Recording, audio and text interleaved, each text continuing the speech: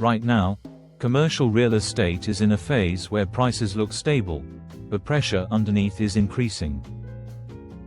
What's actually happening? We're seeing a growing gap between transaction prices and underlying conditions. Financing costs are still materially higher than the assumptions many assets were underwritten with. Refinancing timelines are shortening, and capital is becoming more selective about where it's willing to stay exposed. None of this shows up clearly in headlines, but it does show up in behavior, where the pressure is visible.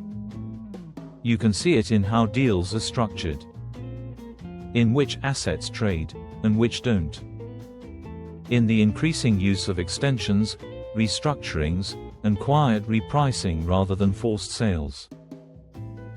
Markets don't reprice all at once. They absorb pressure first. This is what we call the blindside window. It's the period where conditions have changed, but prices haven't caught up yet, because the adjustment is still happening internally.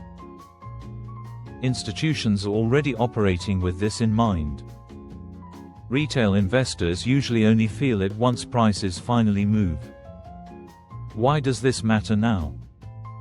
The longer this window stays open, the more uneven the eventual repricing tends to be. Some sectors adjust quietly. Others hold until they can't. The risk isn't that nothing is happening. The risk is assuming stability means safety. If you want to understand what's changing before it shows up in prices, that's what we focus on here.